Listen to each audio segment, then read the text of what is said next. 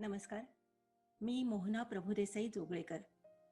कलाप्रेमीतर्फे मी माझी कालचक्र ही कथा आज सादर करणार आहे. ही कथा अमेरिकेतील आमिष समाजाच्या चालीरीतीवर आहे.